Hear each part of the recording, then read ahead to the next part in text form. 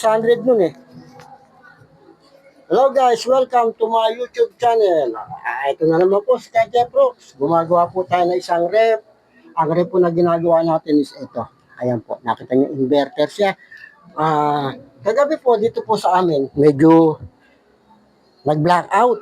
Matindi yung pagkaka-blackout, siguro mga 15 minutes nag-blackout. Tapos bumalik na, pagbalik po ng kuryente niya, ayan, nadali po itong ating ginagawang refrigerator. Pero ngayon po, okay na po siya. Bali, nag-reset lang po siya, medyo nabigla siguro yung kanyang sa likod na overload. Relay, yung kanyang relay sa likod, nabigla. Pagbukas, pumitik.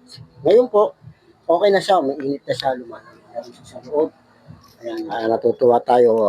Uunahan na po natin ng mga kasama natin dito sa ka-technician natin. Ang binabayaran po sa atin dito is yung kaalaman natin. Hindi po binabayaran dito yung pesa or yung kung ano man ang kaalaman po ang binabayaran sa atin dito. Kaya ipakita po natin mga ka-tech na kaya natin. Kung di naman po natin na nakikita yung kanyang problema, pwede naman po natin to dalhin sa shop. Maraming salamat po sa inyong lahat. Ayan po, gumagana na po siya at lumalamig na ba. Maya po, ibabalik natin yung kanyang mga accessories na ating binaklas. Ayun po yung ating manager, yung nagpapagawa po ng rep. Ayan po, talagang masakit po dito, gawa ng tindahan po ito. Ayan po si ma'am. Ma'am, hello po. Yan po yung ating customer. Yan. Maraming salamat po. Sige po, at sa susunod na naman po. Kanina po nakagawa tayo ng isang aircon. Hindi ko lang ibinilag. Busy kanina eh. Ito lang po ang pagkakataon na medyo hindi nakapagpahinga tayo. Ayan, gumagana na po yung kanyang compressor.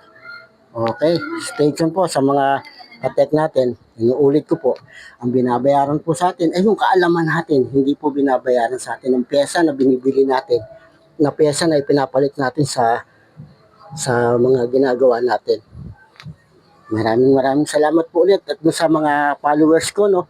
Huwag po kayong masasawang mag-like and share na aking mga video.